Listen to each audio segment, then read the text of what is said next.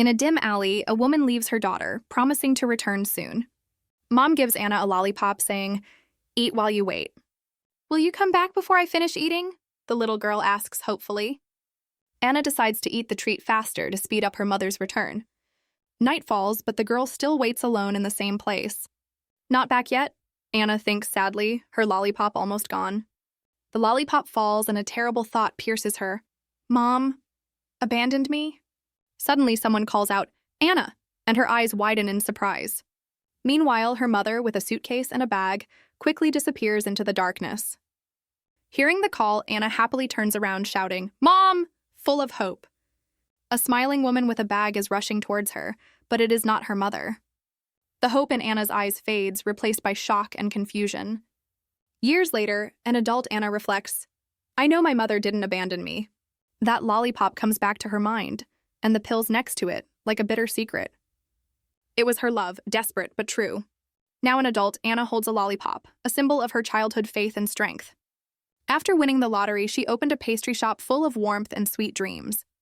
Fairy tale interior, cute uniforms, her shop is perfect in every way.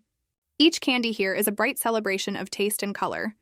Anna is 200% sure that her visitors will be delighted. Anna, with a basket of sweets, is ready to conquer the hearts of visitors. Her bakery, Wonderland, looks charming, but it's quiet around here. Oh, if only the place were better. A fleeting doubt flashes through Anna's mind. But she remembers the rave reviews online and regains her confidence. It's time to light it up. Anna enthusiastically opens the doors of her shop. It's a sunny day, there are old houses on the street, but there's not a soul at the entrance. A look of bewilderment flashes in her eyes. Where are the crowds of delighted customers? Two ladies with umbrellas walk past, chatting animatedly and not noticing the pastry shop. Another elegant lady passes by without even giving the shop a glance. Anna looks out of the brightly lit doorway at the empty street in confusion. Anna slams the door in annoyance without waiting for visitors. Suddenly she screams, puzzled. "What? Who are these cosplayers? Where are they from?" The city in front of the store seems unrealistically beautiful to her, like a set for a movie. She looks at her hair in shock. What's wrong with this hair color? Anna tries to pull herself together, slapping her cheeks. "Calm down, Anna."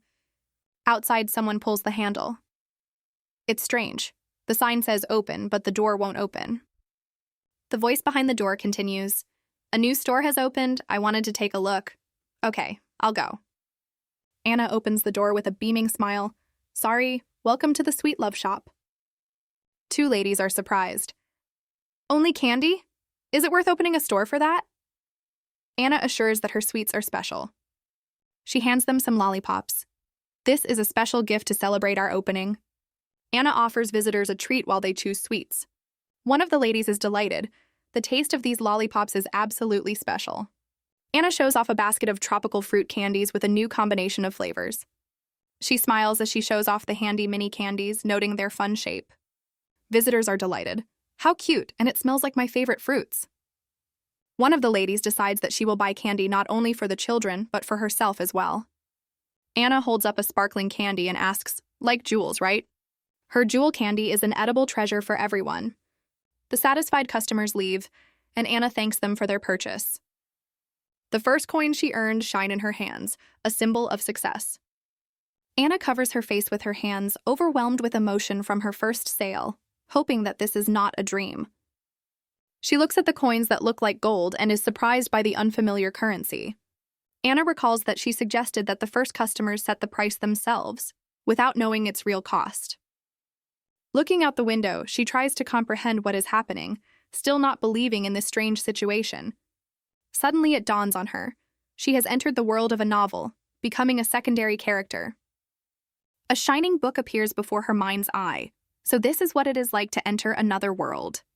The phrase she often saw on the internet while reading novels makes sense. Just one night, and fiction became reality under the full moon. The city spread out before her, illuminated by the nightlights, as if it had come from the pages of a book. Anna strides determinedly down the cobbled street in her new shoes, ready for adventure. Anna sighs tiredly under the night lamp, and the stranger in the raincoat reads the newspaper. Confused, Anna asks the man where she is and what year it is. The man, with a slight grin, is ready to answer her questions about the country. He shows her a newspaper, April 7, 1786, Matterley Empire. Would you like to see it? Anna gratefully takes the newspaper from the stranger's hands. Matterle, I've heard that somewhere. Here it is.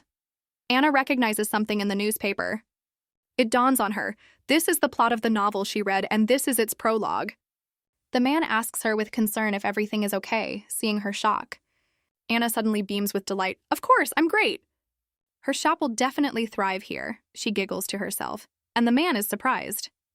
Anna rejoices, spreading her arms. Her new life is just beginning. Meanwhile, a carriage drives up to the mansion along the cobbled street. The newspaper has a large headline. Who will be the next crown prince? The article clarifies, the choice is between the first and second prince. The penetrating gaze of the stranger in the raincoat glides over the lines of the newspaper. A man in a cloak asks his master who he thinks will become the crown prince. The stranger smiles, remembering Anna. Oh yes, I completely forgot why I came. His interlocutor is surprised, and he explains, You would forget too if you met such a girl. Sweet memory. Anna apologizing to him for the wrinkled newspaper. A slight smile touches the lips of the stranger, charmed by her spontaneity. The stranger thinks with a smile that Anna is a very mysterious girl. Anna's patisserie shines in the morning sun, ready for the day. Anna checks the supplies. There are enough lollipops, and there are even more precious candies. She looks around her perfect little shop with satisfaction. But suddenly Anna thinks, holding a basket of sweets, it seems she has missed something. Smiling happily, she greets new visitors at the entrance. A sudden realization, she needs to use a different name here. Beaming, Anna announces, Welcome to Dorothy's Bakery. One of the ladies finds the shopkeeper sweet, just as Miss Hestia said, but the other is skeptical. The second customer looks down on Anna, not believing in the success of the candy store. Dorothy explains that cute candies can be a reward for children, and some are even beneficial. She holds out a tray of glittering, crystal-like lollipops. One lady is delighted by their appearance, as if they were a scattering of emeralds, while another finds the smell rather pungent. Dorothy explains, These are mints that freshen your breath in any situation. The enthusiastic visitor wants to try it, and Dorothy kindly offers samples to both ladies. The skeptical lady reluctantly agrees since she has already come all this way. She carefully places the mint in her mouth, tasting it. The surprise on her companion's face, the skeptical lady admits that the taste is not bad. The friend is happy that the candies suit her, and she advises her to try them too. Dorothy announces a 1+1 promotion to celebrate the opening, while a lady decides to buy a bag. One lady asks for 3 bags, and her friend, not wanting to give in, orders 10. Dorothy smiles happily as she prepares to pack sweets for delighted customers. Carefully packed bags of candy are handed over to grateful customers. The Wonderland confectionery shines on a busy street, attracting the attention of passers-by. Dorothy's little shop, bathed in sunlight, looks like a fairy tale place. After hanging up the closed sign, Dorothy is surprised at how easily she speaks an unfamiliar language. Standing outside her shop, she feels that this street and its surroundings are somehow familiar to her. The sunset paints the city in romantic tones, and Dorothy admires how her cute uniform fits into the landscape. Counting the coins, she thinks. 8 gold coins in 2 days. Will that be enough for food and clothing? Dorothy decides to explore what she can buy before sunset and study the neighboring shops. The basics of business. Dorothy recalls that she had to give up her dream before because of an unfortunate location. But now, full of determination, she believes that hard work will bring success. Birds circle above her and she waves happily at them, feeling tiny but happy. I am truly happy, she thinks, watching the birds flying away over the city. Walking across the sun-drenched square, Dorothy realizes, this is the world of my dreams. She recalls the plot of the novel. The heroine from a difficult life ends up in the nobility and meets wonderful men. Every scene in the novel is imbued with romance because this is its main theme. But Dorothy understands that this is only the prologue of this story. And since the prologue takes place 5 years before the main events, there will be no meeting with the heroes yet. Laughing, she complains that she so wanted to see the main handsome men, but she read the novel inattentively. Dorothy touches her cheek thoughtfully, remembering yesterday. An image of a stranger in a hat appears in her mind. He seemed very handsome to her. She recalls his emerald eyes, but his hair color remains a mystery. Dorothy smiles dreamily. Guys like these definitely become main characters. Suddenly, her face is distorted with horror. Stop, dawns on her. It's Julian, the minor villain, the head of the criminal underworld who is trying to destroy the royal family. She remembers a scene from the prologue. Julian, wearing a cloak, reading a newspaper about the crown prince on a night street. And if her memory serves her right, he must try to kill one of the candidates for crown prince. In a panic, Dorothy runs away, chasing away the evil spirits, surprising a random passerby. Dorothy is determined never to see Julian again. Meanwhile, under cover of night, events are brewing in the royal palace. The full moon eerily lights up the night sky over the capital. A mysterious cloaked figure lurks in the corridors of the palace. In one of the bedrooms, bathed in moonlight, someone must have been sleeping peacefully. Suddenly, a masked killer raises a glittering dagger over the bed. The sharp blade quickly descends on the intended victim. But instead of blood on the sheets, only feathers from the ripped pillow fly out. Damn, Prince Luke has disappeared, the would-be assassin thinks with annoyance. He urgently needs to report to Lord Julian about the failure of the mission. Dorothy sits on the bed in her room, eating a snack and thinking about the day. She examines the gold coin, realizing that the candy sold for more than she thought. She already has a place to live and everything she needs, and even has one gold coin left. There are still enough candy supplies, so there is nothing to worry about. Having decided on the prices, Dorothy comes to the table with new ideas. The first thing she decides to do is to create a detailed price list for her pastry shop. In her modest but cozy room, a candle burns, illuminating the night's preparations. Through the window, Dorothy can be seen working hard on a price list at her desk. Suddenly, it dawns on her. Julian's assassination attempt on Prince Luke must fail, and she tries to remember details about the prince. A portrait of Prince Luke appears before her mind's eye, black-haired, ruby-eyed, handsome, and sad.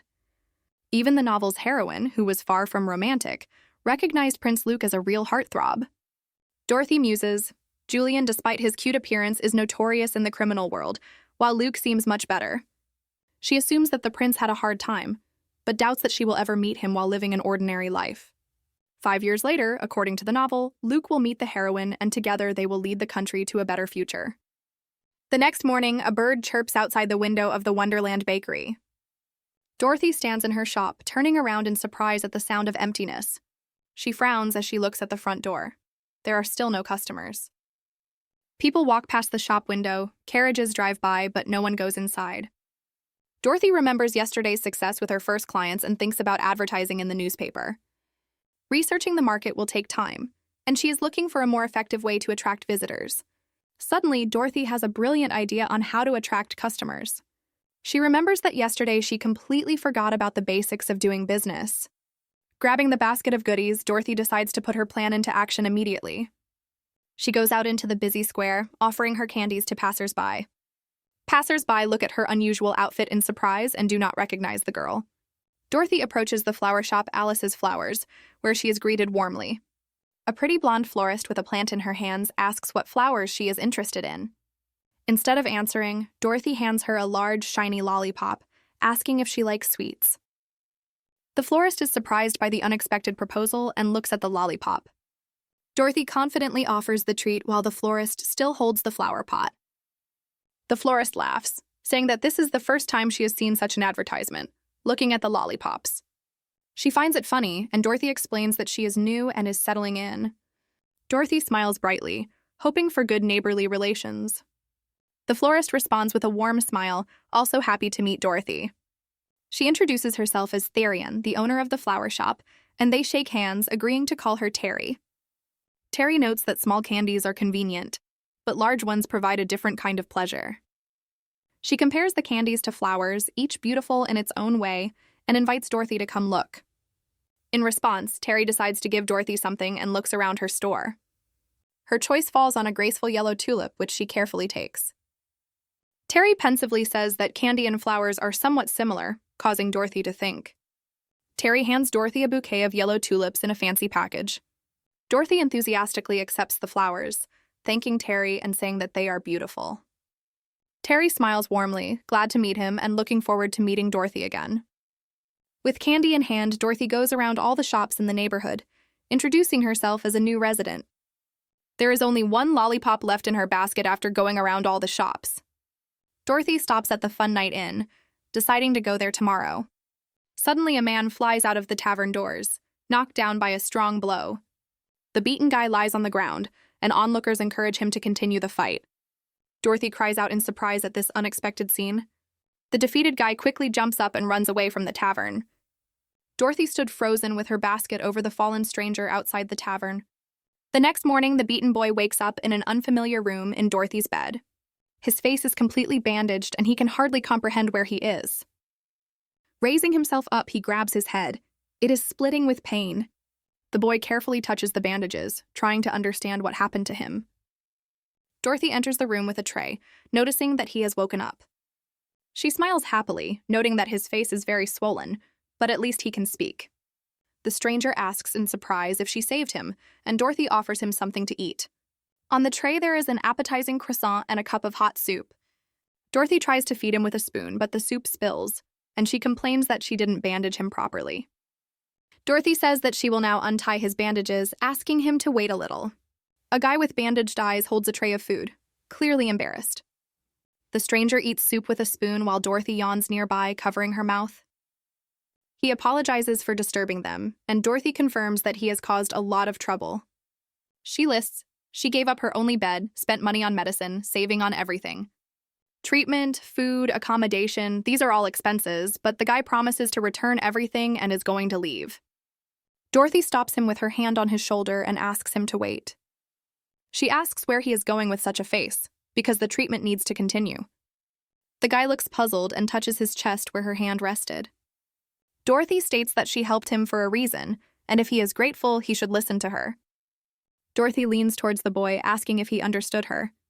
She puts down the tray with the cup, saying, "Well then."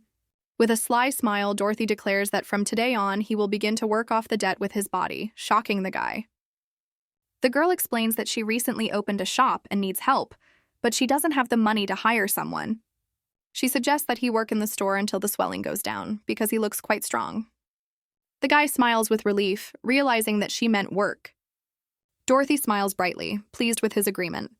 She quickly pulls the blanket off him, telling him to get up because he won't be getting his bed anymore. The scene shifts to the Merry Night Tavern, where loud laughter can be heard. Inside the tavern, the red-haired owner, Maz, with an eye patch, laughs loudly. Dorothy and the blindfolded guy in an unusual outfit. The girl asks the guy to apologize quickly. The guy apologizes for yesterday's incident in the tavern. Tavern owner Maz says it's not all the guy's fault. Maz remembers Tony beating up the guy. The girl receives a basket of lollipops as a gift.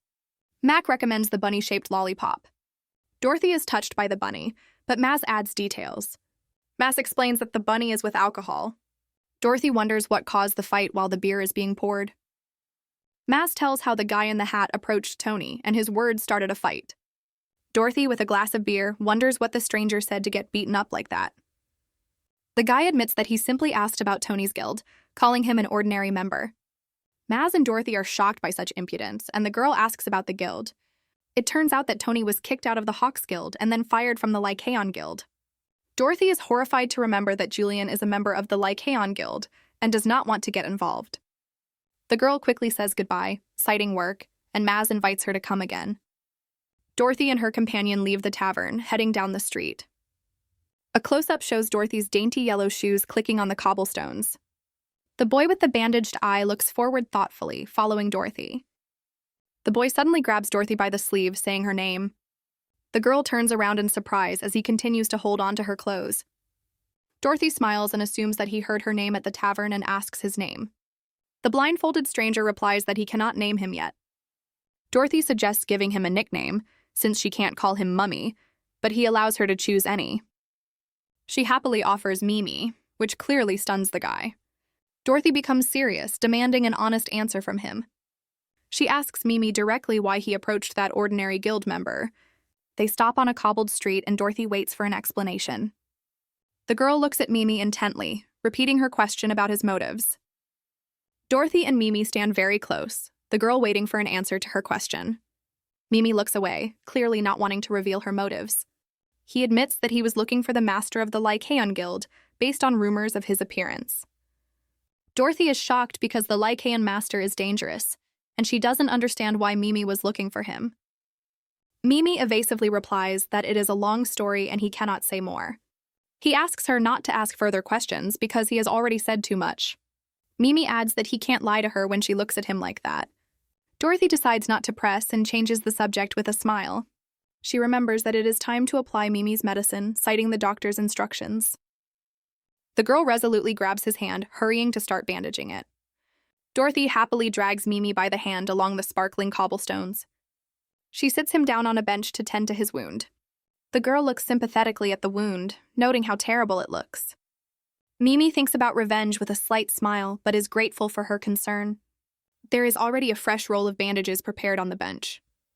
Dorothy's eyes are full of determination as she begins to bandage. Mimi winces at the medicine, and Dorothy asks him to be patient for a little while. He covers his face in embarrassment, saying that it tickles more than it hurts. Dorothy announces with satisfaction that everything is ready, patting him on the leg. She gives Mimi a shopping list and a coin, sending him on his way.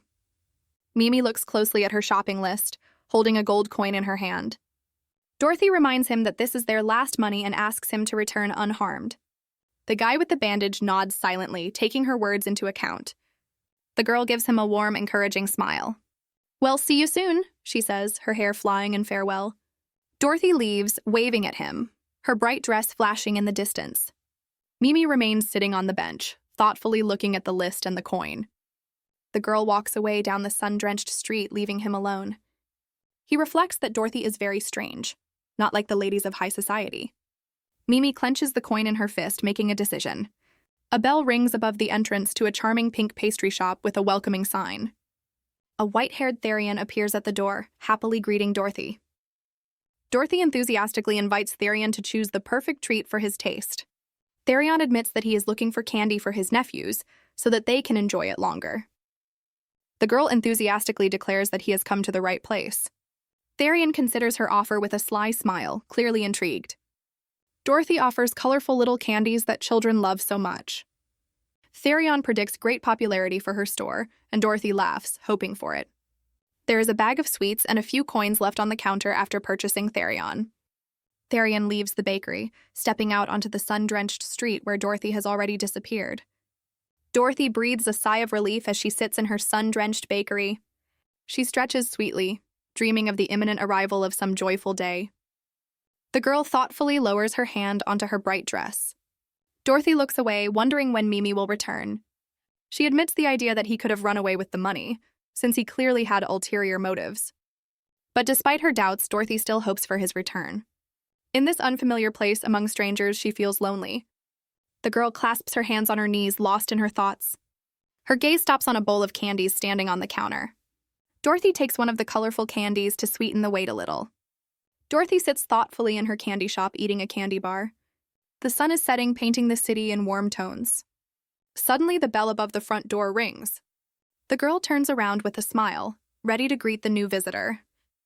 Her eyes widen in surprise upon recognizing the newcomer. Dorothy freezes behind the counter, looking at the unexpected guest. A tall man in a coat with a fur collar enters the pastry shop. The girl is shocked, barely able to force out a greeting. The stranger looks at her in the store with a slight grin. He says that he recognized her immediately, even though he didn't see her face last time. Dorothy asks again in surprise, looking at the tall stranger. The man with a sly grin asks if she will pretend that they do not know each other. The girl, slightly embarrassed, admits that she did not expect them to meet so soon. Hints pop up. This is the guild leader 𝑙𝑎𝑑𝑦'𝑠 and a minor character from her world. His name is Julian, and he looks confidently at Dorothy, stroking his chin. Dorothy's thoughts reveal his dark side. He ordered the prince's death in cold blood. Julian is so dangerous that he could hit a hidden enemy even with his eyes closed. The girl is tormented by the question, why did he need to kill the prince? But the main question for Dorothy now is what he is doing here at all, and she is overcome with horror. Julian notices her condition and turns to her with slight concern. "Miss?" Julian asks sympathetically if she is okay, adding that he just wanted to say hello. Dorothy, covering her face with her hand, babbles that she didn't recognize him at first, remembering their meeting with the newspaper. Giggling sheepishly, she admits that she was staring at his beauty, mentally begging him to leave. Julian replies with a slight smile that he is used to such attention and everything is fine. Dorothy swallows, noting to herself that in this light he really is irresistible. She thinks he looks like he stepped out of a novel. If this is what the secondary character Julian looks like, then what must the main character Luca, who charmed the heroine, be like? Julian wonders if the store is closing, but Dorothy, looking at the sunset, offers to help him choose. He admits that he just wants to try something out of curiosity and asks about her preferences. Julian offers her a choice of several flavors, and Dorothy thinks about it. Dorothy hands Julian a tray of colorful candies, inviting him to try them. Julian takes one of the candies, looking slyly at Dorothy, and asks if it is her favorite flavor. The girl is embarrassed, mentally panicking that this should be intended for the heroine. He continues to look at her with a slight smile, and Dorothy can barely contain her excitement. Julian tastes the candy with pleasure, closing his eyes. Opening his eyes, he asks her opinion while Dorothy holds the tray in confusion. The man rubs his chin thoughtfully, saying he's not sure about the taste. Dorothy rejoices inwardly and then, with a beaming smile, begins to explain. She quickly pours all the candies from the tray into a paper bag for him. The girl decisively hands the package to Julian, thanking him for the newspaper and hinting at the closure. Dorothy slams the door shut, wishing Julian a good journey. Left alone, the girl breathes a sigh of relief, waving her hand after him. She leans against the door, muttering that dangerous clients have no place here. Dorothy wonders if she should have been a little stricter with him. But then she imagines how Julian might react and decides that she did everything right. Suddenly, the door handle twitches again, causing her to flinch. The girl turns around in panic, thinking that Julian has returned, because the store is already closed. The voice behind the door says, "You told me to come back?" Dorothy opens the door and is surprised to see Mimi standing on the threshold. Mimi stands with a slight smile, his eyes still hidden by the blindfold. Mimi explains that he bought everything he needed and came to check why Dorothy wasn't returning. Dorothy asks Mimi worriedly if he has seen a man in a luxurious cloak. The girl breathes a sigh of relief when she learns that Julian is not nearby. Dorothy and Mimi, dressed in cute aprons and holding brooms, are ready to clean.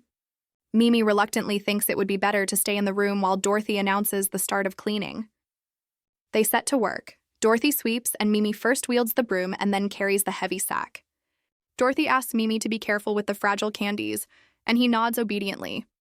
The girl criticizes Mimi for her rough cleaning, noting her lack of attention to detail. Dorothy curiously asks where Mimi got such developed muscles in her arms. Mimi calmly replies that it is the result of sword training, which is more useful than cleaning.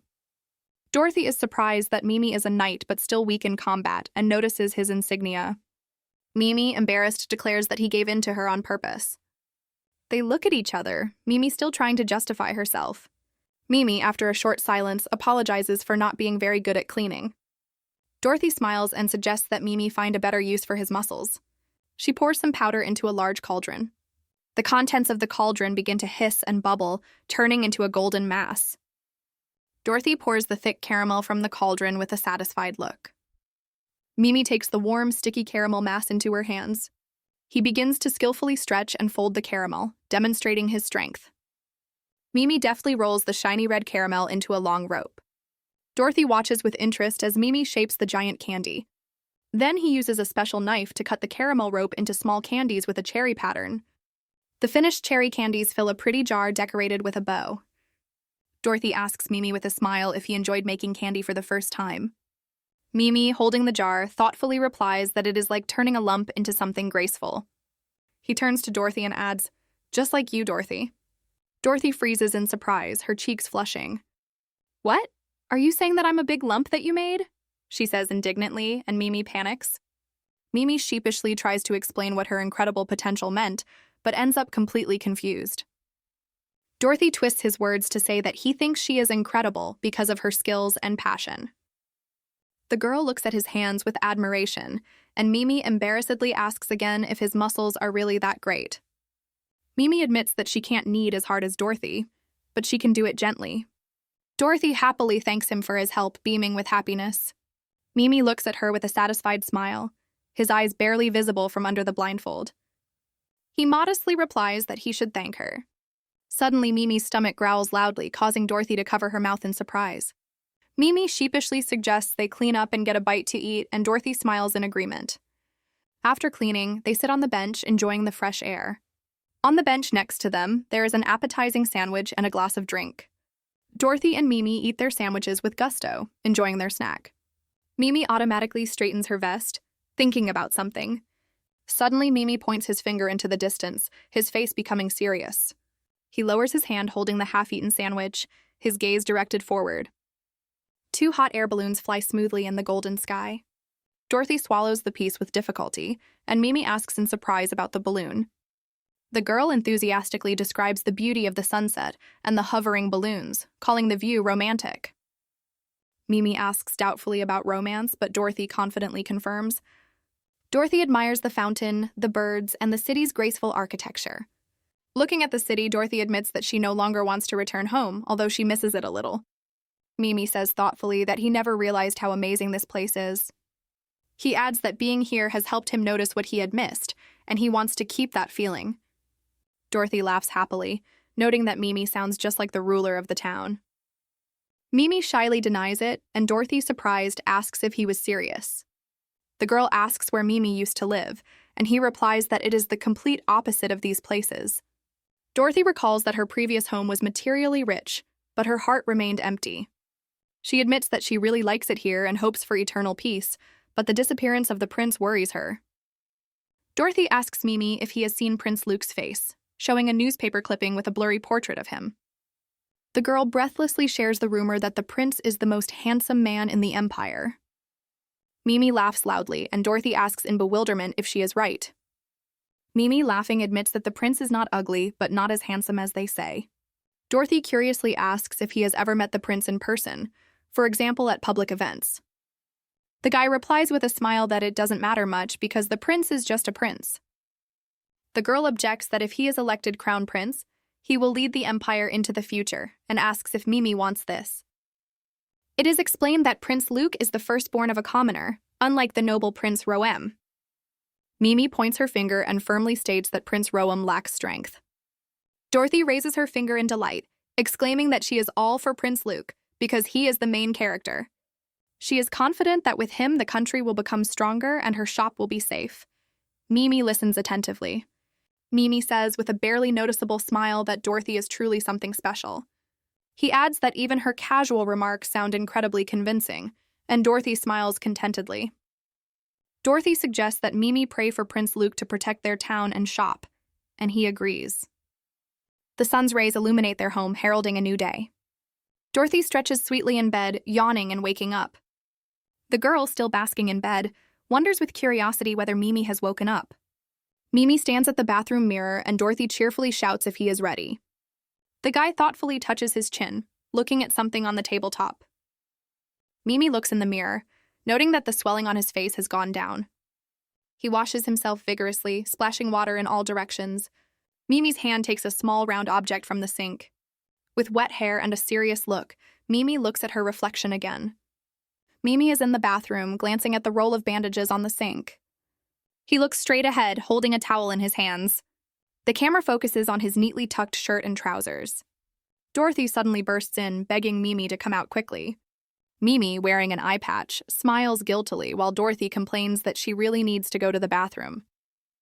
Dorothy passes by, and Mimi looks after her with slight surprise. The girl gently touches his shoulder. Their eyes meet. They stand very close. The atmosphere becomes tense and romantic. Their faces almost touch, their breaths mingling in anticipation. Dorothy asks in admiration if he put the bandage on himself, calling it incredible. Mimi sheepishly adjusts the bandage, saying that surprisingly he managed it himself. Dorothy happily reports that the swelling has almost gone down and reminds him to apply the ointment twice a day. The girl cheerfully points to a change of clothes for Mimi, and he briefly agrees. Mimi stands with her back turned, about to change her clothes, and Dorothy leaves the room. He picks up a shirt from the bed, thinking about how Dorothy always takes care of him. Close-up of Mimi's eyes as he looks at the pattern on his shirt in shock. Mimi holds up a pink shirt with hearts on it, his face expressing utter bewilderment. The bright sun illuminates the city's rooftops, heralding a busy day. The first customers enter Dorothy's shop, a smiling couple holding hands. Dorothy, wearing a cute apron, happily welcomes customers to her candy paradise. The customer giggles sheepishly while his companion looks at him with obvious displeasure. The female customer says someone told her about this place where they sell edible perfume. Dorothy thought, word of mouth really does work. Word of mouth about the store spreads quickly. Dorothy claps her hands happily, promising to get everything ready, and calls Mimi for help. Mimi, wearing a pink shirt with hearts and an eye patch, shyly carries a tray. Stuttering, Mimi offers the customer to choose whatever she likes, holding out a tray. The customer covers her mouth with her hand in delight, her eyes shining, but her companion remains gloomy. The girl resolutely declares that she will take everything, pointing to the assortment of edible perfumes. Dorothy holds up 2 coins with shining eyes, glad to be able to close early today. Mimi, still wearing the ill-fated shirt, hopefully asks if he can change now. Dorothy asks Mimi in surprise why he suddenly started speaking so formally. Mimi replies that he should be more formal because he is being looked after. The girl laughs cheerfully, agreeing with his words. Dorothy suggests that they both drop formalities as friends. Mimi repeats the word friends with a warm smile, lost in thought. He happily confirms that Dorothy is his only friend, as lilies appear in the background. Dorothy smiles happily, touched by his words. Mimi turns sharply, his gaze becoming piercing. The girl freezes with her mouth open, amazed by the sudden change in him. A close-up of his one visible eye, his gaze full of determination and mystery. Dorothy says Lou, in shock, looking up at Mimi. Mimi, standing behind her, asks in amazement, "Prince Luke?" His voice confirms, "So you noticed," as the camera pans over the city. The action moves to a magnificent ballroom where the nobility has gathered. One of the ladies of the court dreams, "Now I will finally be able to kiss him properly." Another, enjoying edible perfume, laments how food used to ruin romance. The blonde asks for perfume, but she is offered a deal, information in exchange for a treat. They hint to her that this product will soon become scarce, it is so popular. The red-haired lady offers to share a secret from her husband with a smile. She lowers her voice. Someone has broken into the palace and the Empress is hiding it. Suddenly the Empress appears, interrupting the whispers of the ladies of the court with her imperious appearance. She haughtily asks what funny story they are hiding from her. The red-haired lady, taken aback, babbles that she has found a delicious dessert. She insistently invites Her Majesty to try the delicacy, and the servant brings the dish. Under the lid are elegantly arranged blue mint candies. The camera lingers on the simple yet elegantly presented treat. The Empress thoughtfully takes one candy, examining it. She tries the treat, her reaction is not yet clear. The lady-in-waiting awaits the verdict with bated breath, asking for opinions. The Empress, with a slight smile, notes that the taste is very interesting and praises the resourcefulness. Lady Bosnia sheepishly denies that it is her family's business, mentioning a new shop by the fountain. The Empress, with a sly smile, declares that she is looking forward to the opportunity to visit him. The portrait in a golden frame depicts 2 princes of the Matterly Empire, their faces hidden. The painting shows a smiling woman with a bouquet, the one the emperor loved most of all. Introducing Prince Luke Elraid Matterly, first prince, son of the late commoner empress. The current empress, as the text says, had no romantic relationship with the emperor. Her son, Prince Romrad Elraid Matterla, enjoys the support of the nobility. The shining crown symbolizes the choice of the heir. The emperor was leaning towards Luke. The princes confront each other, their strengths and weaknesses collide. The outcome is unknown even to the empress. The worried empress hires assassins, but Prince Luke learns of this and escapes from the palace. Dorothy reflects on the typical plot. A prince starts a new life, meets a heroine, and decides to reclaim the throne. She closes her eyes in panic, not understanding what the hell is happening in her own life. Dorothy realizes that the main character of this story is standing right in front of her in her store. Luke reproaches her for recognizing him quickly, and Dorothy is angry that he hid such an important secret. Horrible scenarios flash through her mind: exploitation, kidnapping, slander, and possible execution. Mimi apologizes guiltily, promising to protect her, but Dorothy doubts his words. Dorothy points her finger at him angrily, not believing the prince who ran away from his difficulties. Dorothy's words sting Luke like arrows, and he is surprised by her harshness. She laments that even in a fantasy novel, one cannot avoid the classic drama of misunderstanding. Luke tries to talk to Dorothy, who has turned away and is clearly upset. Luke thinks gloomily that he will not give in to the Emperor's wishes. The Empress sarcastically reflects that for His Majesty, Luke is just a memory. The dark silhouette gloats. Who knows how long this connection will last? The ominous thought continues. If Prince Rome dies, Luke will become the crown prince. Luke thinks about his brother with pain, realizing the terrible prospects. Dorothy gently touches his shoulder, calling him Prince Luke. Her hand rests softly on his pajamas, expressing support. Luke, waking up from his thoughts, says guiltily, "Sorry, I just..." Dorothy smiles and suggests that he forget his apologies and make a promise. She holds out her hand, offering a deal, since he's going to be staying here for a while anyway. Dorothy declares that she does not want Prince Luke, but her friend Mimi. She smiles slyly, thinking that such types always come back like a boomerang. Luke repeats her words to himself in surprise. "Friend?" Dorothy, with a beaming smile, offers him a deal, her silence in exchange for his help. The prince looks at her with a slight smile, considering the proposal. Luke takes her hands gently, readily agreeing. "Of course, Dorothy." Dorothy's face twists into a sly, slightly mad grin of anticipation. She offers to draw up a friendship contract, almost calling it slavery, and Luke is ready to sign everything. Luke holds the document in his hands, embarrassed, realizing, so this is what it is, a friendly contract. The contract states that Dorothy will not be blamed for being rude to Luke, and Luke will not be held responsible for the errands, almost slavery. Luke asks where the pen is, and Dorothy thinks the signature is not enough. She takes out an ink pad and offers to put a fingerprint. Dorothy, with a sly smile, declares that fingerprints are forever. The prince enthusiastically agrees, considering it an excellent idea. They both enthusiastically press their fingers to the contract, sealing the deal. The inscription the next day foretells new events in their lives. The outside of the store is sparkling clean, which Dorothy proclaims as the basis for success. Luke, wearing an apron, drags heavy boxes, going on errands for his mistress. Dorothy screams in fear when she sees the bug, and the prince immediately rushes to help. Luke carefully holds the ladybug on his finger, showing it to Dorothy. Luke points to the ladybug with a smile, distracting Dorothy from her fears. Dorothy looks at the prince thoughtfully, clutching the package to herself. She speculates that the contract with the imprint is holding him back, and that he would be better suited to selling sweets. Dorothy realizes that his current personality is different from the one he will have in the main story, which is why she didn't recognize him. In the novel, he was described as a gentle and modest child in his early years. After his escape, faced with difficulties and threats, he gradually became withdrawn and detached. Dorothy recalls the classic plot. The cold hero meets the sunny heroine and finds himself again. She's glad she met him before he changed irreversibly as Luke looks out the window. In her imagination, she sees a future Luke, bloodied with a sword in his hand, ready for revenge. His face is distorted with rage, his eyes are burning with fire, foreshadowing dark times. Dorothy's vision, Luke clutching a bloody sword, whispering, "I'll kill everyone." Covered in blood, he fights desperately with a man in a white uniform. With his cloak fluttering, the prince mercilessly strikes down his enemies one after another. His eyes burn with a mad fire, his face distorted with a thirst for revenge. Luke is furious and shouts that he will make them pay for what they did to her. Dorothy's thoughts are interrupted as she frowns at Luke, who is clearly not working. The prince turns around guiltily, noticing her gaze, and hesitates.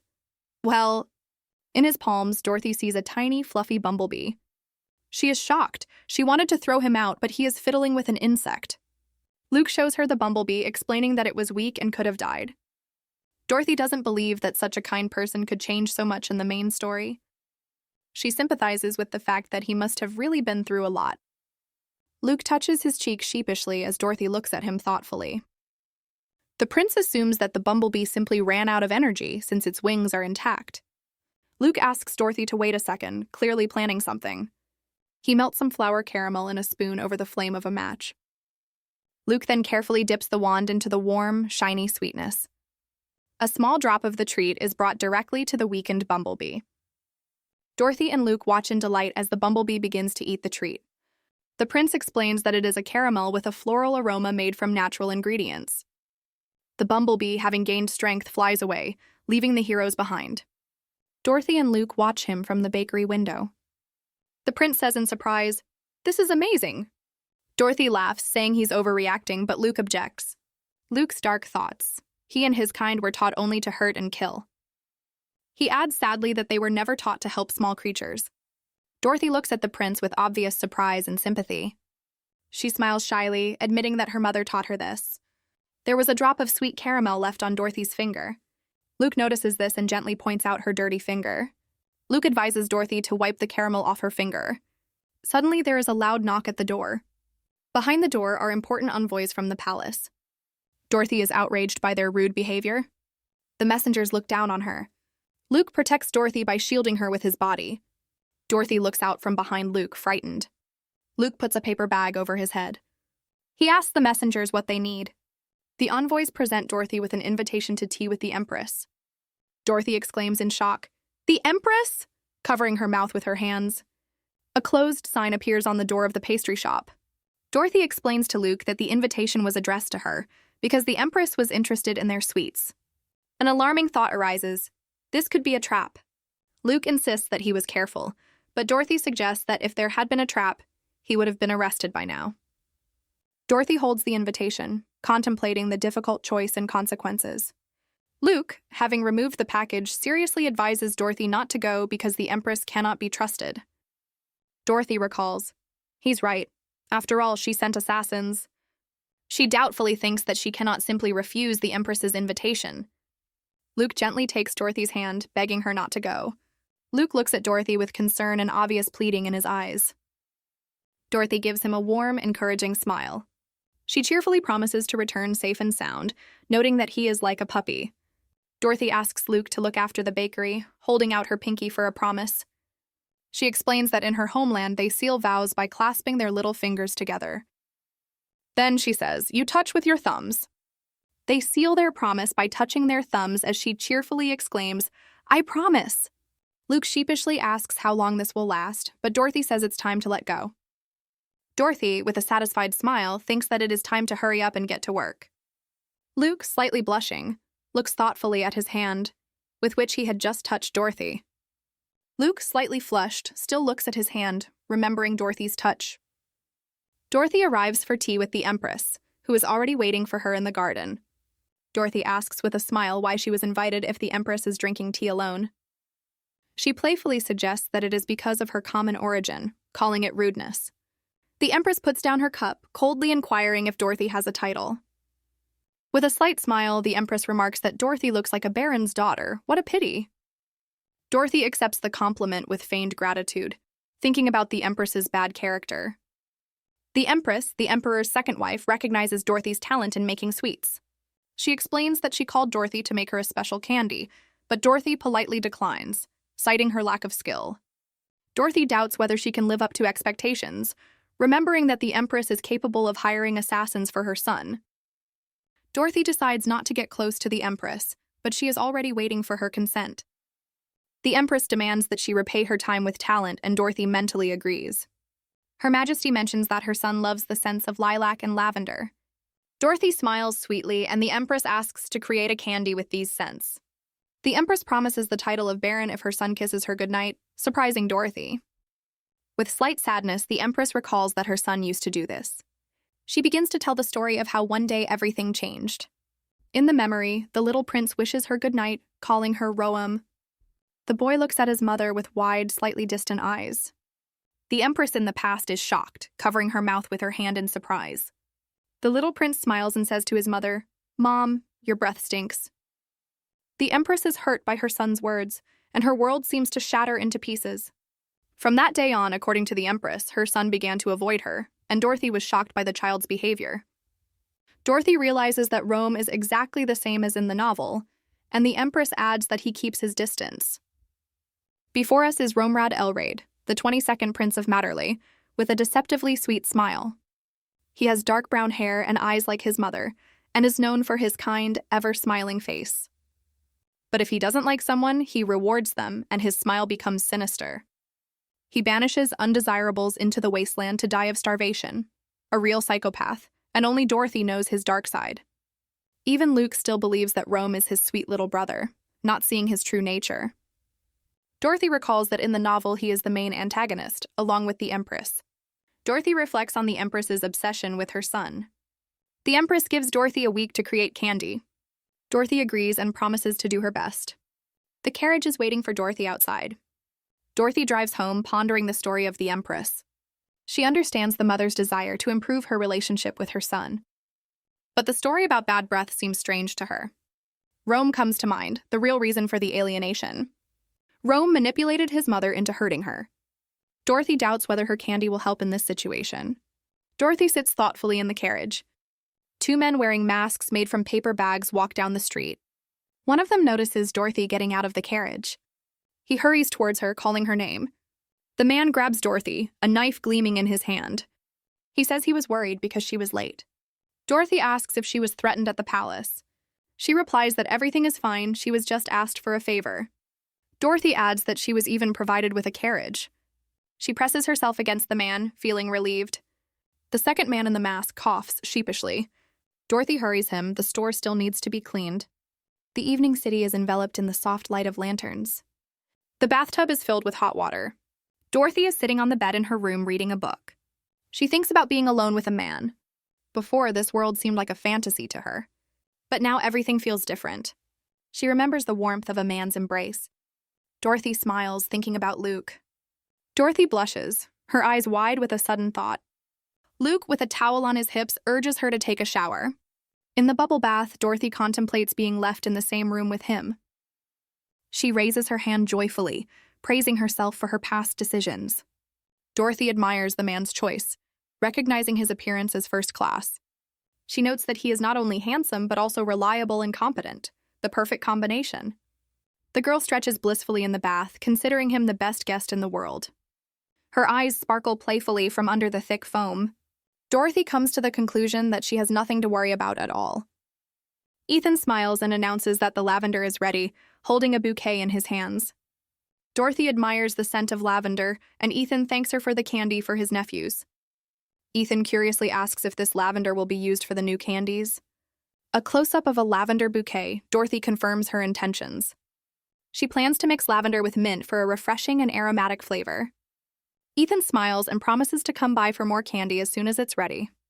Suddenly there is a cough. It's Luke in a mask from a bag, interrupting their conversation. Luke, taking off his mask, seriously informs Ethan that this is a special order and will not be available for sale. He urges Dorothy on, and she, a little embarrassed, agrees to leave.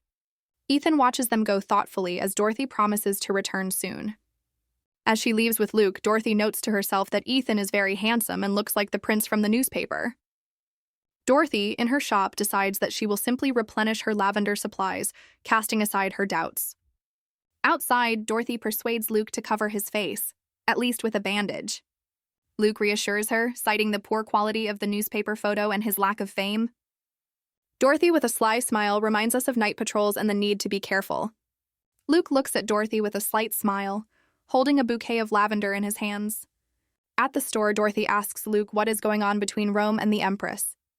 Luke, already in an apron, suggests that the sincere Rome could have hurt the Empress with a careless word.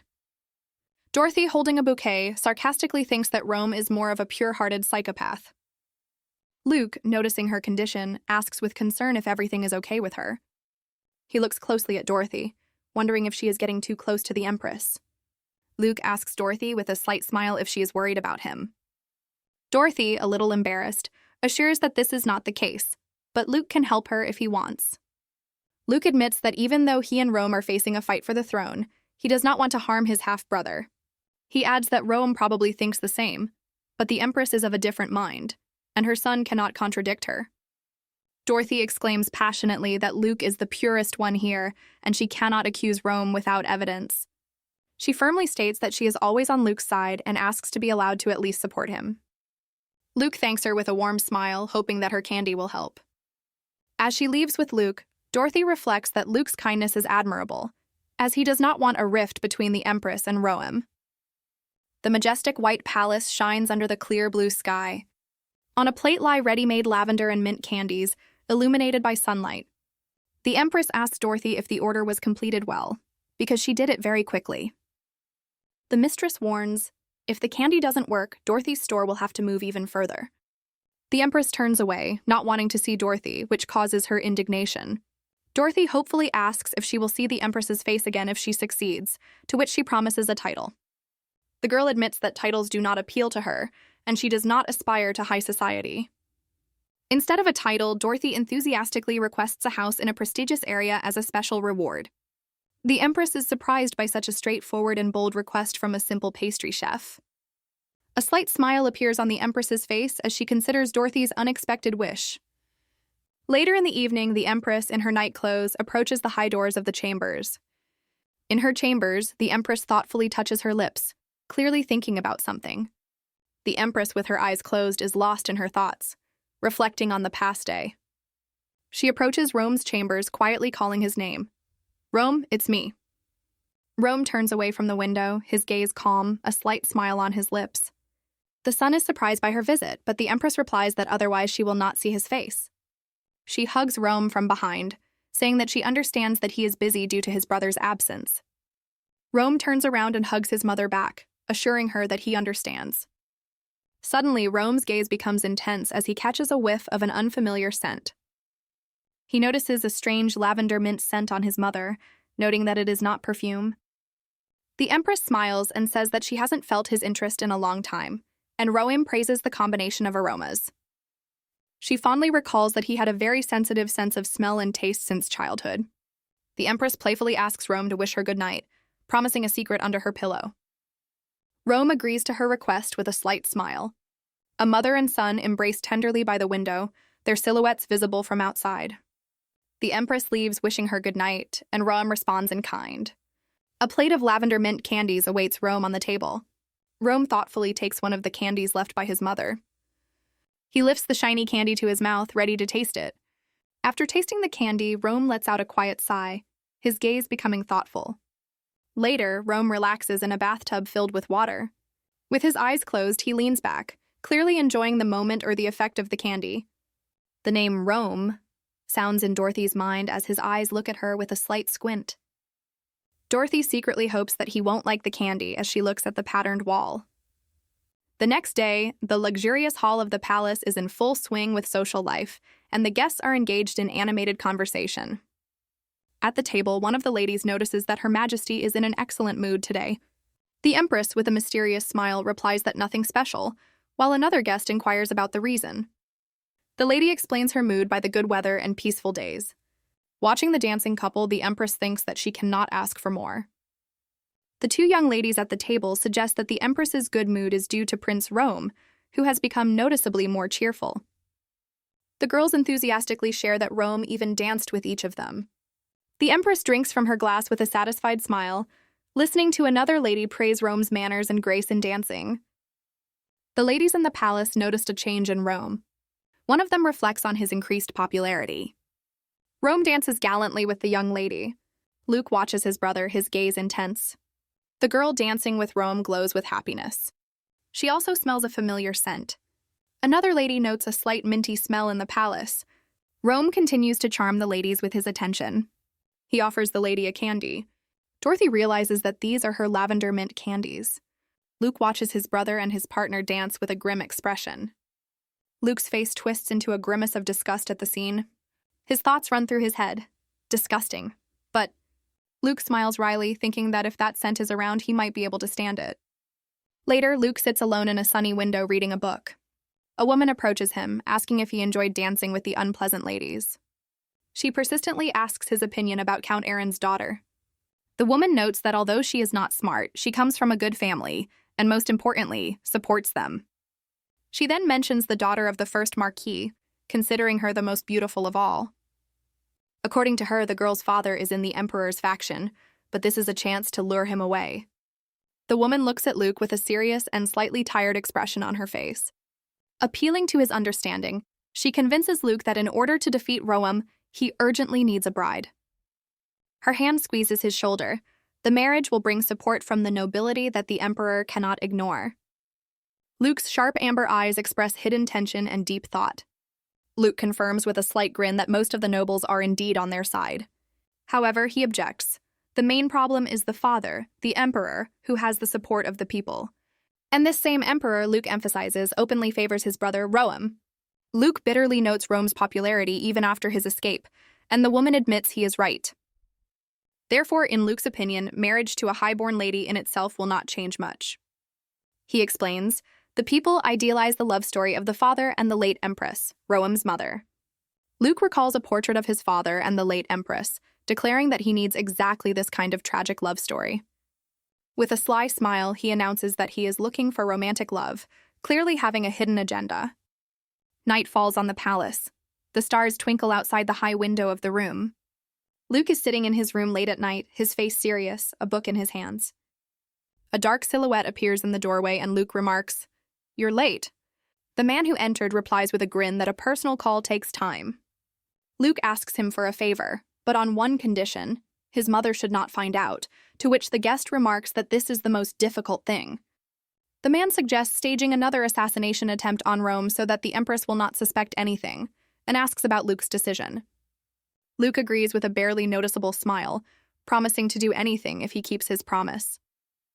The guest looks closely at the plate with blue stones, as if it were the key to their deal. Luke asks his guest to find the maker of popular mints, suspecting one author. A guest examines a blue candy with a monogram on it while Dorothy watches anxiously in the background. The man wonders why Luke needs such a strange order, to which he only chuckles mysteriously. Luke, with a sly smile, suggests that the candy maker must be a beauty. The guest ponders Luke's words with a serious expression, his gaze full of thought. Suddenly, a new house appears before us, shining in the sun. Surprise! Dorothy is absolutely delighted, her eyes shining at the sight of this magnificent building. Rome assumes it's a gift from the Empress, and Dorothy is happy about the proximity to the store and a proper bathroom. Rome gently takes Dorothy's hand, informing her that the interior is ready and invites her in. Inside, they find a bright and cozy space filled with sunlight and decorated with flowers. They are greeted by a spacious, sun-drenched kitchen in light colors. Dorothy is delighted, calling the house vintage, cozy, and romantic, while Rome watches with a smile. Rome asks with a sly smile if they will live here just the two of them. He reminds her that she paid the rent for the old room for 6 months in advance. Dorothy proudly declares that she has already moved out of there. She hands Rome a bag, explaining that she has been refunded her rent money. Dorothy playfully declares that in such a big house there is definitely more than one room, and she will take the best one. Rome runs his hand thoughtfully along the back of his chair, considering her words. Dorothy, turning away, quietly adds that it would be sad to eat alone in such a big house. Rome looks at her with surprise and a warm expression on his face. Rome dines alone in a luxurious dining room. He tastes the food thoughtfully. Dorothy takes his hand, enjoying their life together. Rome admits that he is happy to be with her always. He invites Dorothy to cook dinner. Dorothy is surprised she can't cook. Rome is confused by her answer. He decides to buy a ready-made dinner. Dorothy gives him a grocery list. Rome goes shopping with a list in his hand. Rome walks down the street with a slight smile, enjoying the moment. He thinks to himself, "This is fun," as he continues on his way. Rome didn't expect that such an ordinary, peaceful moment could bring so much happiness. With a basket in his hand, he happily walks along the sunny street. Suddenly, Rome stops, his face expressing surprise. He stands in front of a flower shop called Alice's Flowers. A friendly blonde with a bouquet in her hands greets him at the entrance. The girl asks, a little embarrassed, if he would like to buy flowers. Rome answers with a serious look that he has a question for her. He suddenly asks if she can cook, which puzzles the flower girl. The flower girl says with a smile that after caring for flowers, cooking is her main talent. Rome is in complete shock, his eyes wide in surprise. They're home again, but this time against the backdrop of a soft pink sunset sky. There is a basket of fruit and bread on the table and a plate of sandwiches next to it. Dorothy holds a beginner's cookbook, determined to learn how to cook. She admits with a serious expression that she had planned to take up cooking herself. Rome is unpacking his groceries, and Dorothy is worried that he thinks she is a bad cook. Suddenly, Dorothy laughs happily, happy that Rome will be cooking, making her life easier. With a beaming smile, she promises to pay for all the ingredients for his culinary experiments. Rome smiles happily, agreeing to try cooking something tomorrow morning. The sun's rays flood the room, promising a wonderful morning in the new home. Dorothy stretches sweetly as she walks down the stairs in her nightgown. A strange noise comes from the kitchen, and Dorothy listens curiously. She looks into the kitchen, wondering if Rome is cooking so early in the morning. Dorothy's eyes widen and her cheeks flush at what she sees. Rome stands with his back to her wearing only an apron, and Dorothy, shocked, asks why he is naked. Rome sighs heavily, admitting to himself that cooking is not easy. He stirs something in a saucepan, realizing that the task is more difficult than he thought. Rome looks exhausted, not expecting it to take so much effort, and Dorothy watches. Dorothy coughs sheepishly, trying to get the attention of Rome, who is engrossed in his cooking. Rome sighs heavily, steam rising from his tense face. Dorothy blushes, thinking that his sighs while cooking are embarrassing and his figure is too attractive. Rome turns around, taken aback, and wishes Dorothy good morning. Dorothy, turning away, asks why he is suffering so much and in such a state. Rome approaches the stove, inviting Dorothy to judge his first culinary creation. Dorothy tries the soup straight from the ladle and immediately burns herself, exclaiming in surprise. Rome is instantly at her side, asking worriedly if she is okay. He anxiously warns her to be careful because the dish is very hot. Dorothy, smiling through her tears, assures that everything is fine and the soup is incredibly tasty for the first time.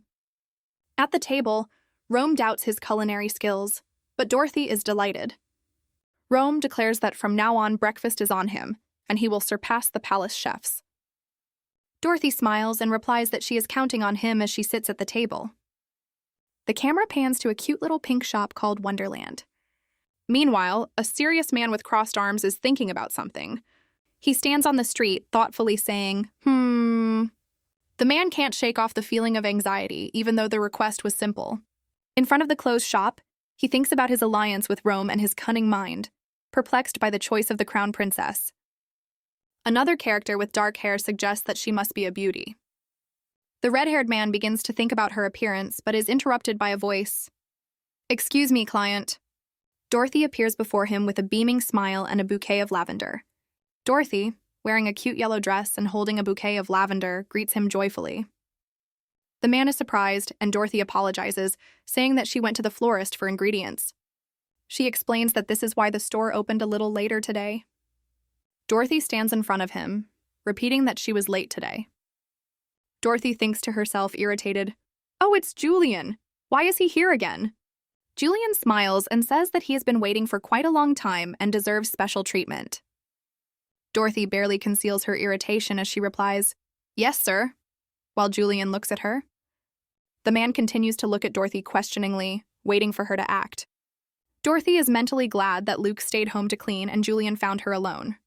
Collecting her thoughts, she seriously asks Julian if he was looking for anything specific. Julian asks Dorothy with a smile if she remembers him. Dorothy barely conceals her sigh, clearly not happy to see him. She confirms that she remembers giving him samples and showing him the newspaper. Julian guesses that she must not have expected an answer, since there were so many samples. He playfully apologizes, saying it took him a while to get the hang of it. Dorothy's expression darkens as he explains that he tasted each candy individually. He leans down and touches her chin, whispering that candies the color of her eyes are the best. Dorothy's face contorts with anger and disgust at his words and touch. She abruptly pushes his hand away, declaring his unforgivable rudeness. Red with rage, Dorothy demands that he get out of her store immediately. Julian looks at his hand in surprise, which Dorothy had just pushed away. Dorothy points at him in fury, and Julian can't believe that this is the first time he's been rejected. She pushes him firmly in the chest, demanding that he leave immediately. Julian smirks, asking why she is pressing herself so tightly against his chest, embarrassing Dorothy. He takes out an envelope, declaring that he is not a bad client at all. Julian announces with a wide smile that he has come to buy all her candies today. Dorothy is skeptical until he hands her an envelope as proof. The envelope contains a check for a huge amount, and Dorothy is shocked. Julian smiles smugly, but Dorothy can't believe he's going to buy everything. Dorothy's face expresses utter surprise and confusion at this turn of events. Dorothy firmly declares that she will not sell him anything and asks him to leave. Julian is surprised by her seriousness and suggests that she be honest. Dorothy coldly informs him that she has no intention of getting involved in any dubious dealings with Julian of the Lycaean Guild. She explains that she is not from this city and has learned to sense danger by doing business in different places. Dorothy firmly repeats that she wants nothing to do with him and asks him to just leave. Julian's expression darkens as he considers her words, the atmosphere growing tense. He crosses his arms, asking if it would be more dangerous if she knew who he really was, but Dorothy retorts confidently. Dorothy boasts about the royal pardon and the popularity of her candies with the Empress herself. She hints at her influential connections while a photo of Rome as a maid is visible in the background. Smiling, Dorothy assures him that she will not attack first, and advises Julian to leave on good terms, leaving him confused. Dorothy screams and pushes Julian out of the store, telling him never to come back. Julian stumbles out into the street, the store door slamming shut behind him. A stunned Julian wonders what just happened because he was thrown out. Inside, Dorothy quickly locks the door, throwing the strap of her bag over the handles. She sank into a chair and clutched her head, lamenting, "Oh, I think I've ruined everything." But then she is overcome with anger. "But he started it! How dare he try to buy my shop with dirty money?" Dorothy sits with a determined look, remembering, "We built this store with love, me and Mom." A warm memory flashes through my mind. Mom giving little Dorothy a lollipop. Back in the present, Dorothy slumps in her chair, thinking wistfully, "I miss my mother." Meanwhile, Julian is sitting at the table with a book, and a man who approaches him hears the question, "Any leads?" The man reports to Julian that the girl is not hiding, but he demands more specific details about her appearance. Julian impatiently orders that her portrait be shown to him immediately. The subordinate hands him a scroll, and Julian grins as he notes that everything matches the rumors. On the scroll is a sketch of Dorothy, and the informant says that her name is Dorothy.